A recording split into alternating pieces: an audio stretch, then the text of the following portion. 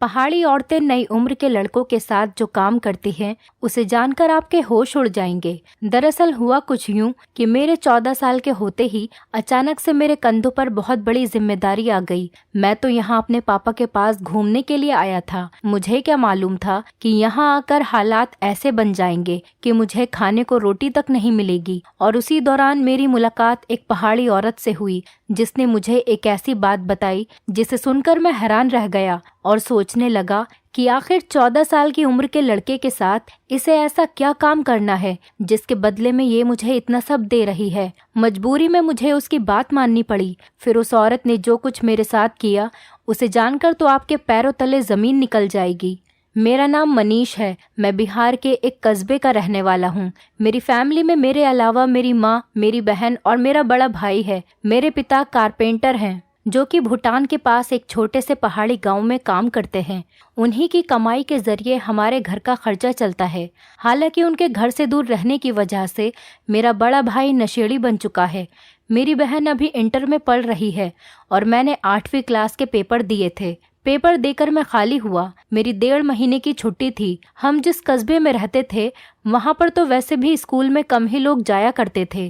कहने को छुट्टी 1.5 महीने की होती थी, लेकिन मुझे पता था कि मैं अभी स्कूल तो 2-2.5 महीने के बाद ही जाऊंगा। मैंने माँ से कहा कि मैं अपने पापा के पास जाकर अपनी छुट्टियां गुजारना चाहता हूं। हालांकि मैं छोटा था, लेकिन बड़ी कम उम्र से घर की जिम्मेदारी अपने सर पर ले रखी थी, तो मैंने ज्यादा चिंता नहीं की और मुझे अकेले गाड़ी में बैठा दिया। मेरा सफर बहुत अच्छे से गुजरा। इस दौरान माँ ने मेरे पापा को चिट्ठी लिख दी थी जिसमें उन्होंने बताया था कि मनीष तुमसे मिलने तुम्हारे पास आ रहा है। मेरे पापा मुझे स्टेशन पर मिल गए।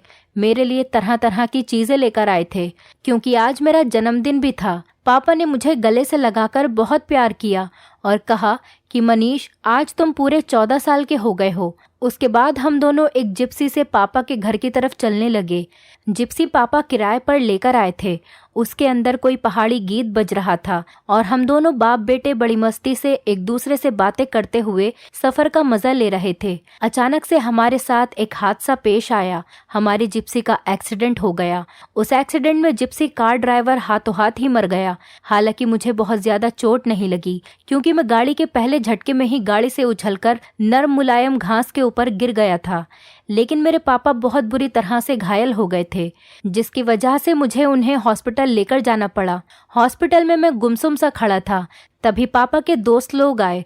उन्होंने मेरे कंधे पर हाथ रखकर मुझे तसल्ली दी और कहा कि बेटा तुम चिंता मत करो, तुम्हारे पापा जल्दी ही ठीक हो जाएंगे। हालांकि हैसियत में मेरे पापा के दोस्त भी ऐसे नहीं थे जिन्हें देखकर लगता कि वो बहुत पैसे वाले हैं। वो भी एक गरीब किस्म के आदमी थे जो कि बिहार से ही यहाँ पर काम करने के लिए आए थे। तभी डॉक्टर भी वहाँ आया। उसने जो बात बताई उसे सुनकर तो मेरी जान ही निकल गई। मैं यहाँ पहाड़ पर अपनी छुट्टियाँ बिताने और घूमने और मज़े करने के लिए आया था। मैं कुछ वक्त अपने पापा के साथ यहाँ गुजारना चाहता था। अपनी माँ से बड़ी जिद करके इतने पैसों का इंतज़ाम किया था कि किसी तरह अपने पापा के पास भूटान के इस गांव तक आ जाऊं। पर यहाँ आकर तो मेरे ऊपर मुसीबत का ऐसा पहाड़ टूटा कि जिसकी कोई ठीक नहीं। पापा को देखकर मेरे आंसू रुकने का नाम ही नहीं ले रहे थे।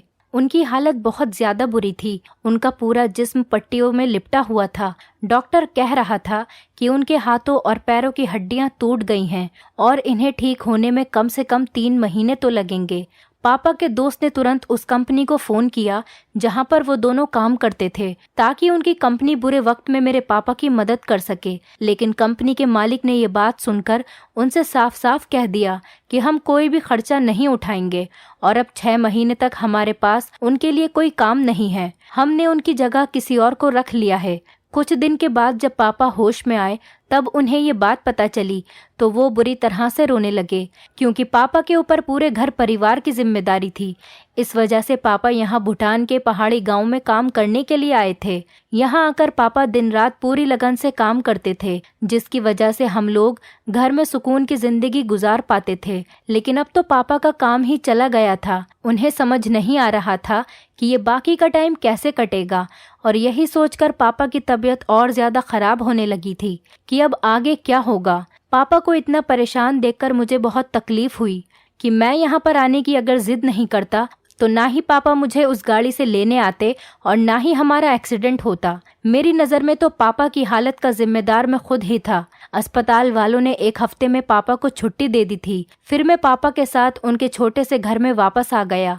ये घर लकड़ी की झोपड़ी के जैसा था और पापा मुझसे कहने लगे कि अब हमें अपने गांव वापस जाना पड़ेगा, क्योंकि इस हालत में तो मैं यहाँ पर रह भी नहीं सकता। मैं तो किसी भी काम को करने के काबिल ही नहीं रहा, और जब कंपनी मेरा खर्चा उठाने से मना कर चुकी है तो अब यहाँ रहना किस काम का। जो पैसा मैंने जमा किया हुआ है वो भी यहाँ रहे तो धीरे धीरे सारा खर्च हो जाएगा। इससे बेहतर ये है कि हम दोनों घर चलते हैं। लेकिन ये सुनकर तो मैं परेशान हो गया, क्योंकि मुझे पता था घर का हाल क्या है। बड़ा भाई पूरी तरह से नशे का आदी बन चुका है और घर की सारी जिम्मेदारी पापा के ऊपर थी। और पापा को इस हाल में देखकर घर में माँ और बहन दोनों ही बहुत ज्यादा परेशान हो जाएंगी। मैंने पापा को तसल्ली दी कि आपकी तबीयत कुछ बेहतर हो जाए तब हम घर वापस जाने का सोचेंगे। उस वक्त तो पापा टिकट लेने के काबिल भी नहीं थे और मैं इतना बड़ा भी नहीं था कि ये सब काम अकेले कर सकूं। लेकिन मेरा वापस जाने का कोई इरादा नहीं था। मैंने सोच लिया था कि मैं यहाँ कोई काम ढूंढ लूँगा और जब तक पापा सही नहीं होते मैं अपने पापा के साथ रहकर उनकी जिम्मेदारी उठा लूँगा। लेकिन सारी परेशानी ये थी कि मुझे कोई काम आता ही नहीं था और मुझे ये भी नहीं पता था कि इस गांव में क्या काम होता है जो मैं कर सकूं। इस छोटे से पहाड़ी गांव में 14 साल के छोटे बच्चों को काम पर रखने के लिए कोई भी तो राजी नहीं था, क्योंकि यहाँ के कानून के हिसाब से 14 साल के बच्चे को काम पर रखने पर कारखाने के मालिक पर सख्त सजा हो जानी थी। मुझे समझ नहीं आ रहा था कि आखिर मैं करूं तो करूं क्या। मेरे लिए यहाँ काम ढूंढना नामुमकिन था, जबकि पापा कमरे में अकेले रहकर खुद को बीमार महसूस कर रहे थे। पापा को शाम में घर से बाहर ले आया ताकि पास के गार्डन में ले जाकर घुमाया जाए। वहां जब पापा बैठे हुए बच्चों को खेलता देख रहे थे तभी मेरी नज़र एक पहाड़ी औरत पर पड़ी। वो थोड़ी दूर पर बैठी थी और उसकी नज़रें मुझ पर बनी हुई थी। कुछ ही देर में पापा के दोस्त आ गए और पापा उनसे बात करने लगे। तभी उस औरत ने मुझे इशारा किया और अपने पास बुलाया। मैं तुरंत उसके पास चला गया। वो बहुत ही खूबसूरत, उम्र में 30 से 35 साल रही होगी। वो मुस्कुराकर मुझसे पूछने लगी कि तुम कौन हो और कहाँ से हो, तुम्हारे पापा को क्या हुआ है। मैंने उसे अपना नाम मनीष बताया और अपना पूरा बायोडेटा एक सांस में उसे बता दिया और उसे ये भी बताया कि हमारे पास कोई भी काम नहीं है, इस वजह से हमें यहाँ रहने में बहुत परेशानी आ रही है। मेरी बात सुनकर वो धीरे से मुस्कुराई और मुझसे कहने लगी कि तुम्हारा गुजारा किस तरह चल रहा है। ये सुनकर तो मेरी आंखों में आंसू आ गए और मैंने उससे कहा कि पापा की नौकरी तो पहले ही जा चुकी है और मैं यहाँ काम ढूंढते हुए थक चुका हूँ, लेकिन कोई भी मुझे काम पर रखना नहीं चाहता। उस औरत ने मुझसे कहा कि अगर तुम्हें यहाँ पर कोई काम मिल जाए तो तुम क्या वो काम करोगे। मैं बहुत खुश हो गया। मैंने कहा क्यों नहीं, अगर कोई काम होगा तो मैं ज़रूर करूँगा। मैं तो खुद यही चाहता हूँ कि किसी तरह यहाँ पर मुझे काम मिल जाए और मैं 6 महीने तक पापा की जिम्मेदारी संभाल लूँ। उसके बाद वो अपनी जॉब पर वापस जा सकें और हमारा घर वापस से अपने रूटीन पर सेट हो जाए। मेरी बात सुनकर वो भी खुश हो गई और मुझसे कहने लगी कि तुम मुझे बहुत पसंद आए। मुझे तुम्हारे जैसे ही किसी लड़के की तलाश थी जो कि मेहनती हो और कोई भी काम करने को राजी हो, यहाँ तक कि अपने घर वालों की खातिर अपनी जान तक देने के लिए राजी हो। मैंने हैरानी से उससे पूछा कि आपके पास मेरे लिए कोई काम है। उसने कहा कि हाँ मेरे पास है, बल्कि तुम्हारे लिए तो बहुत अच्छा काम है जिसे करके तुम्हें खुशी भी होगी और तुम्हें बहुत पैसे भी मिलेंगे। सच बता रही हूँ, तुम बहुत मज़ा करोगे। उसकी बात सुनकर मैं खुश हो गया। आखिर में एक छोटा सा बच्चा ही तो था। मुझे तो ऐसा लगा जैसे मेरा मांगा हुआ कोई खिलौना मुझे मिल गया। इससे अच्छी तो कोई बात ही नहीं हो सकती थी। मैंने उससे कहा कि ठीक है, आप बस मुझे काम बता दीजिए, मैं अपने पापा से बात कर लूँगा। कहने लगी कि तुम्हें रोज़ सुबह से शाम तक मेरी कोठी पर आना होगा।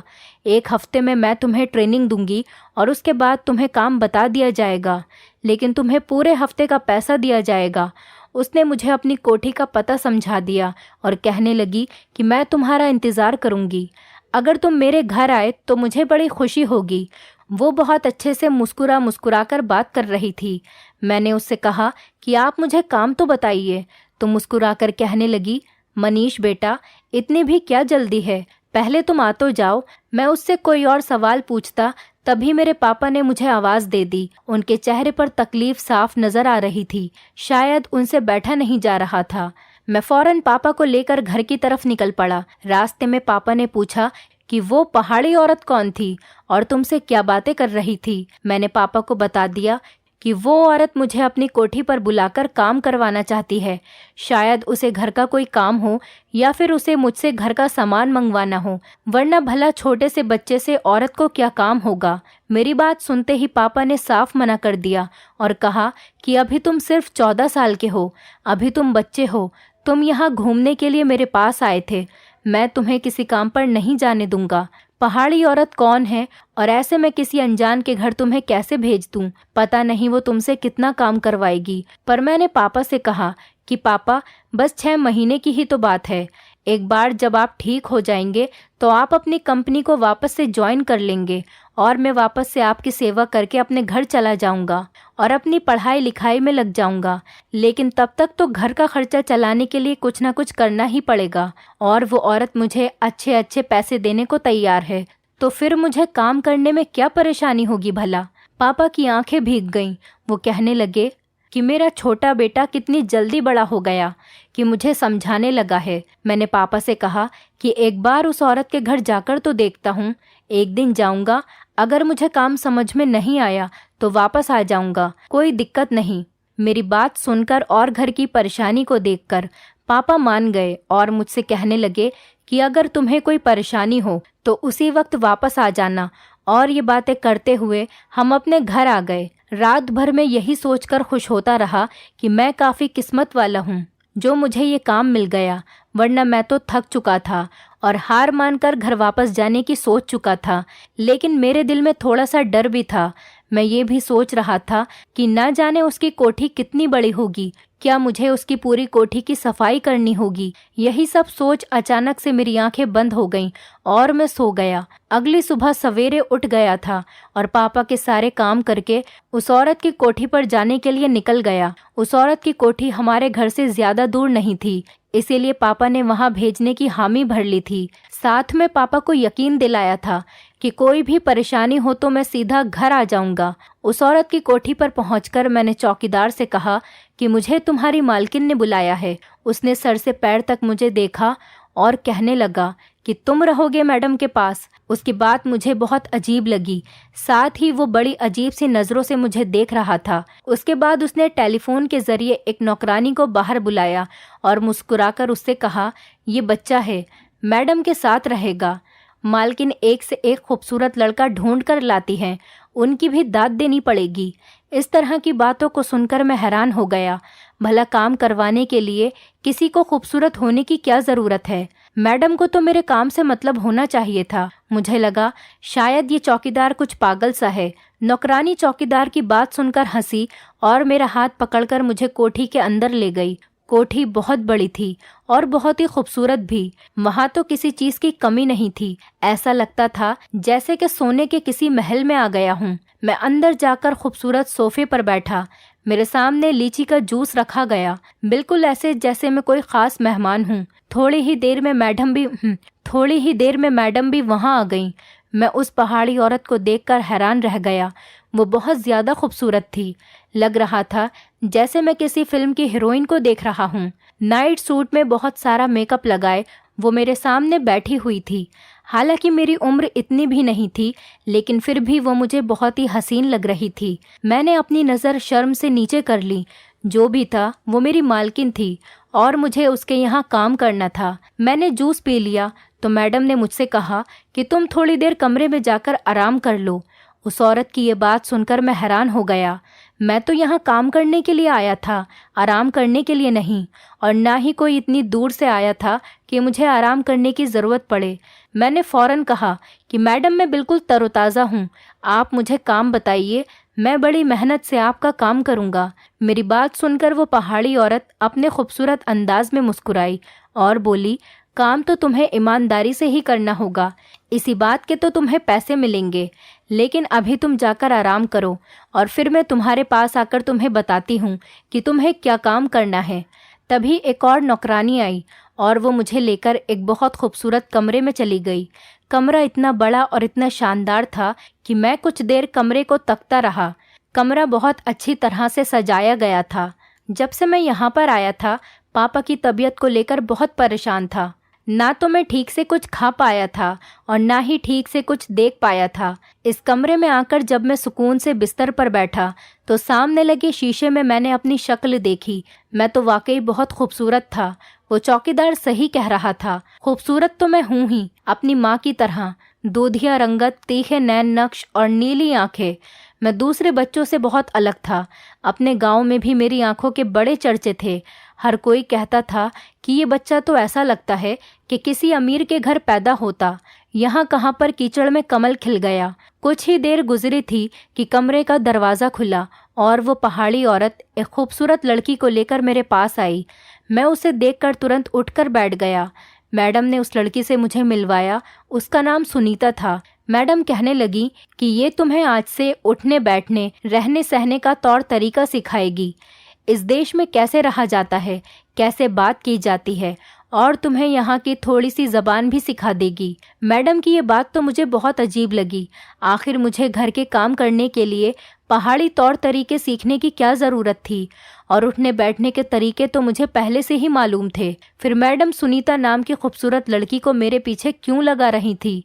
तभी वो कहने लगी कि 1 हफ्ते तुम्हें ये सब सीखना है और उसके बाद तुम मेरे काम के बन जाओगे। ये पूरा 1 हफ्ता तुम्हें सुनीता के साथ ही बिताना है। वो तुम्हें छोटी से छोटी बात सिखाएगी। मैडम मुझे सुनीता के हवाले करके कमरे से चली गईं। बहुत ही खूबसूरत औरत थी और बहुत ही अच्छे तरीके से मुझे हर चीज़ सिखा रही थी। यहाँ तक कि लोगों के सामने कैसे बैठना चाहिए, कैसे बात करनी चाहिए और अपने आप को खूबसूरत कैसे बनाना चाहिए। हालांकि एक बात मैं समझ नहीं पा रहा था कि एक नौकर को इतनी ज़्यादा ट्रेनिंग देने की क्या ज़रूरत थी। पहले दिन जब मैं शाम को घर लौटा तो पापा मेरी फिक्र में बहुत परेशान हो रहे थे। वो मुझे देखते ही कहने लगे कि आज मैं सारा दिन तुम्हारे बारे में ही सोचता रहा। बताओ तो ज़रा, पहले दिन तुमने क्या क्या काम किया। उस औरत ने तुमसे बहुत ज़्यादा मेहनत तो नहीं कराई। मैंने पापा को बताया कि मुझे सिर्फ उठने बैठने के पहाड़ी ज़िंदगी जीने के तरीके सिखाए गए। मेरी बात सुनकर पापा मुस्कुरा दिए। पापा को मुस्कुराता हुआ देखकर मैं हैरान हो गया और उनसे पूछा कि ऐसा क्यों। पापा कहने लगे कि पहाड़ी लोग बहुत अजीब होते हैं।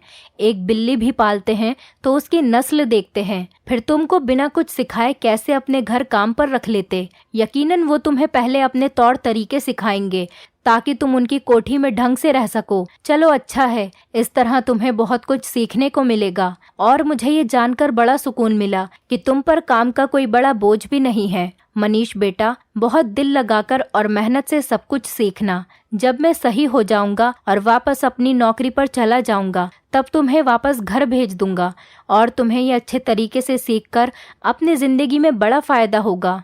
तुम्हारी माँ तुम्हारे बिना इतने दिन रह नहीं पाएगी। मैं चाहता हूँ कि जल्द से जल्द मैं तुम्हें घर वापस भेज दूँ। पापा ठीक ही तो कह रहे थे। मेरे बिना मम्मी आखिर कैसे दिन गुजार रही होगी। इसके बाद तो ये रूटीन बन गया।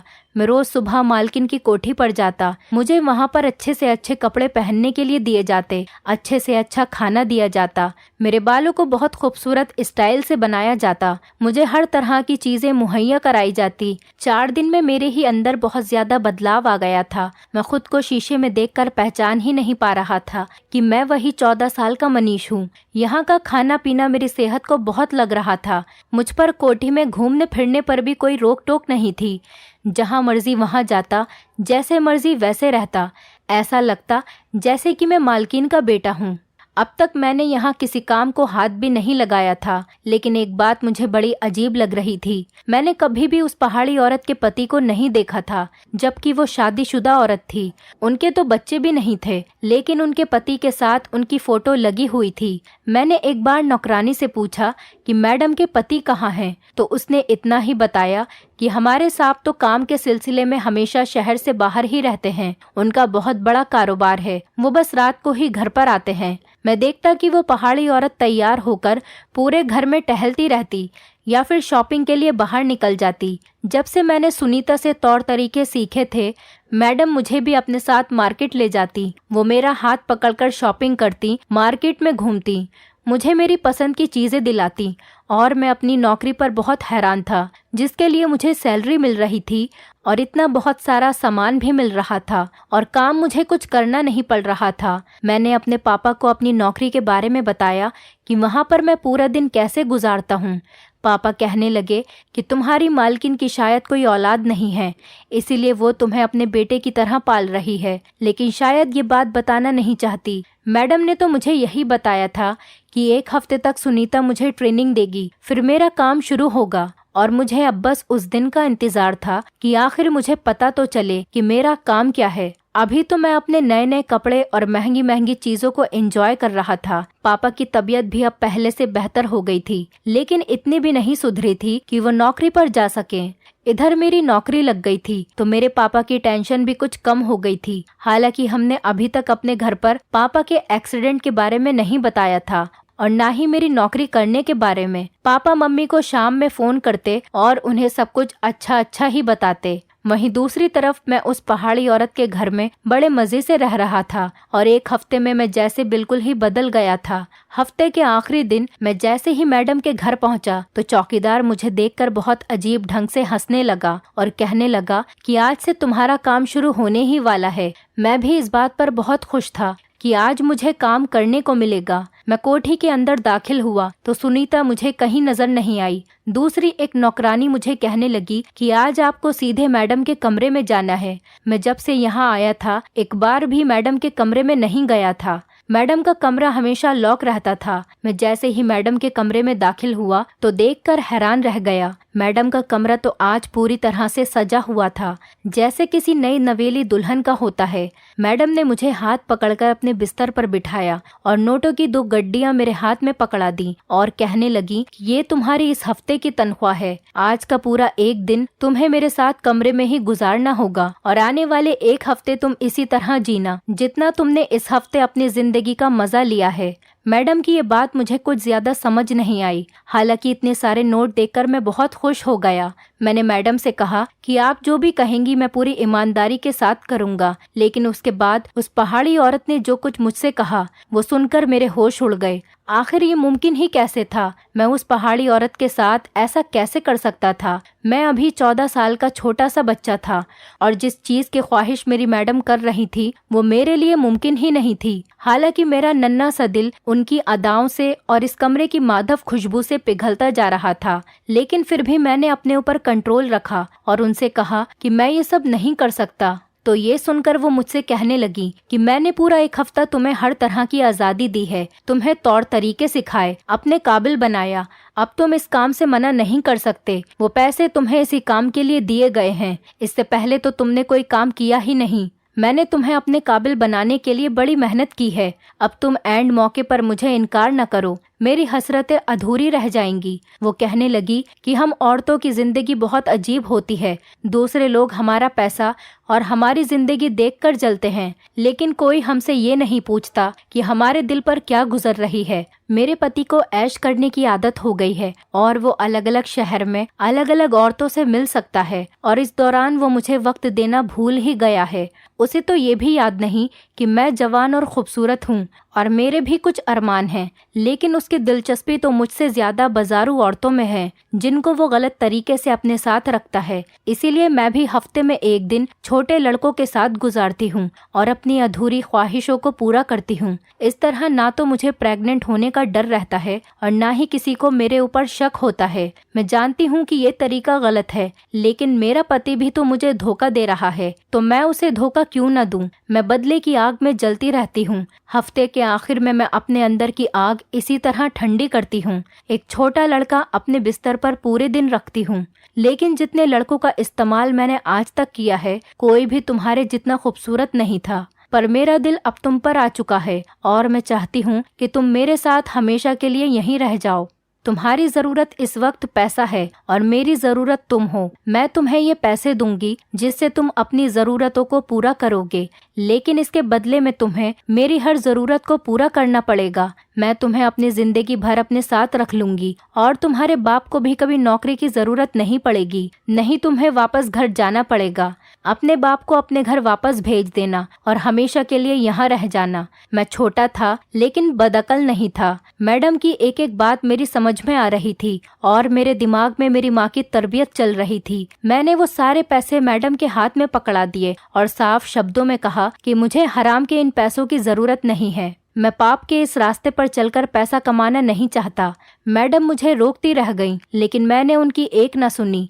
पैसे की चमक भी मुझे रोक नहीं पाई और उनकी खूबसूरत जवानी भी और उनकी अदाएं भी, कुछ भी मुझे रोक नहीं पाया, क्योंकि मेरी माँ की परवरिश मेरे लिए बहुत ज्यादा अहम थी। जो कुछ भी मेरी माँ ने मुझे सिखाया था कि बेटा हमेशा सीधे रास्ते पर चलना, कभी भी कुछ करने के लिए गलत रास्ते का इस्तेमाल मत करना। मैं भागता हुआ उस कोठी से बाहर निकला और वापस गिरता पड़ता अपने पापा के पास आ गया। मैंने अपने पापा से आकर कहा कि अब हमें यहाँ से चलना चाहिए, क्योंकि हमारा यहाँ रहने का कोई मकसद नहीं है।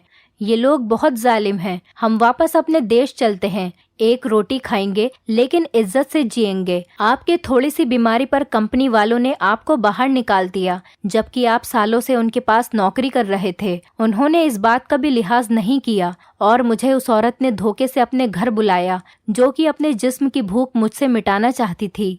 चौकीदार का मुस्कुराता चेहरा मुझे आज समझ आ रहा था। मैं अपने पापा के साथ वापसी का टिकट ले चुका था और अब आने वाली मुश्किलों को सोच रहा था। मेरी जिंदगी मुश्किलों भरी जरूर थी, लेकिन पाप से भरी हुई नहीं थी। मेरी माँ ने मुझे बताया था कि जिंदगी देना इंसान के हाथ में नहीं है, बल्कि भगवान के हाथ में है, लेकिन उस जिंदगी को कैसे गुजारना है यह हमारे हाथ में है। और मुझे यकीन था कि ऊपर वाले ने मेरे लिए कोई न कोई इंतजाम कर रखा होगा। दोस्तों, पहले के लोग और थे, लेकिन आज के लोग ऐसे हैं जो दूसरों की मजबूरी का फायदा उठाते हैं। दौलत ने उन्हें अपनी इज्जत से भी भटका रखा है। उन्हें इस बात का अंदाजा भी नहीं है कि वो कितना गलत कर रहे हैं। अगर आप इस कहानी के आखिर तक आ चुके हैं तो याद रखिए, आपको गलत काम करने के मौके बहुत मिलेंगे, लेकिन फैसला आपको ही करना होगा। जब तक आप सही रास्ते पर रहेंगे, आपके साथ कभी भी कुछ गलत नहीं होगा। दोस्तों, उम्मीद करती हूँ आपको हमारी कहानी पसंद आई होगी। कहानी पसंद आई है तो वीडियो को लाइक करें, चैनल पर नए हैं तो चैनल को सब्सक्राइब करें और हाँ, नोटिफिकेशन बेल को जरूर दबाएं ताकि अगली अपडेट सबसे पहले आपको मिले।